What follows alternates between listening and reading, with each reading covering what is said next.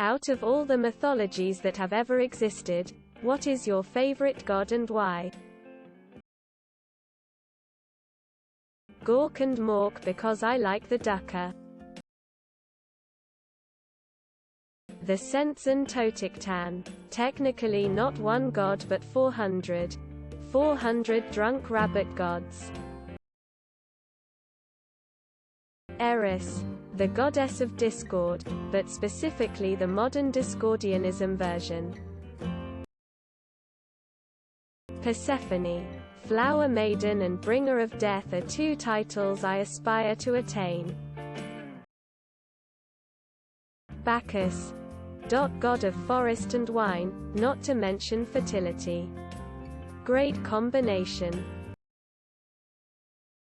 Honestly, Loki calls everything single story. He's just screwing around, randomly helping, and pranking people. What a mad lad.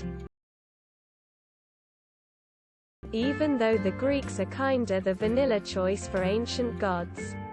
My favorite god is Dionysius.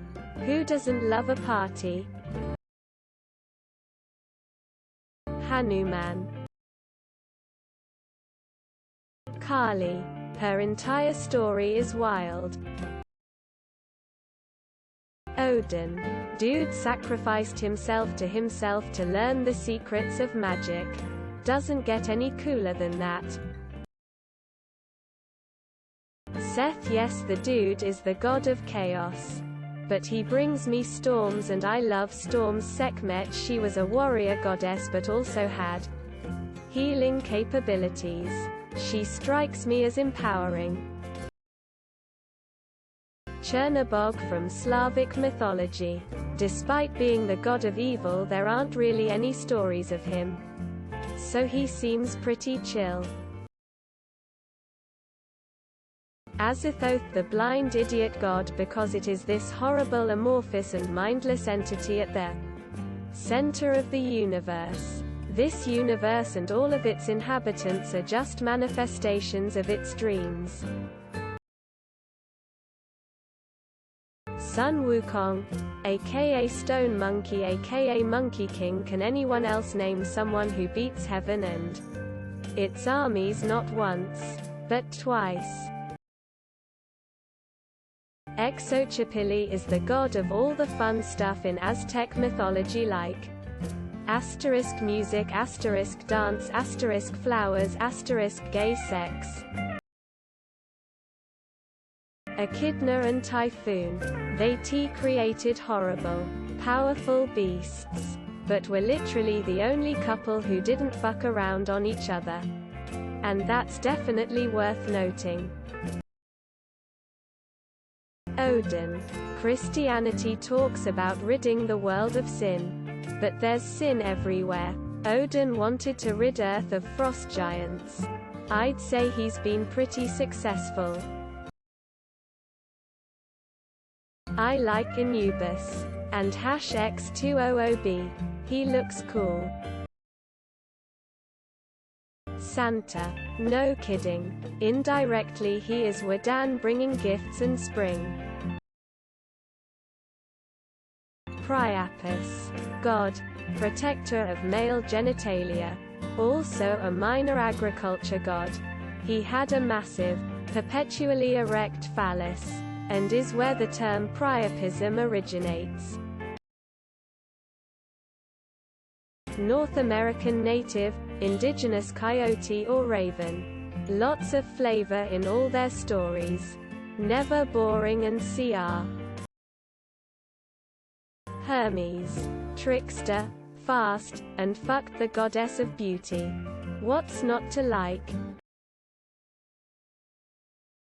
Sekhmet. Because she embodies both sides of woman in that culture. Both dangerous and tied into aspects of love when she was pacified. Hades because he's commonly misunderstood and it's a misconception that he's evil. He's actually the most decent one of the male Greek gods. Cardia. The Roman goddess of door hinges and handles. HTTPS. en.wikipedia.org/wiki/cardia. I just think it's interesting that they had a goddess for such a thing. Do you want to start the Trojan War?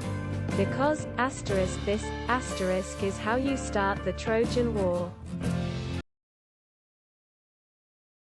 Hades. Other than how much I love almost every myth with him, the dork named his dog Spot.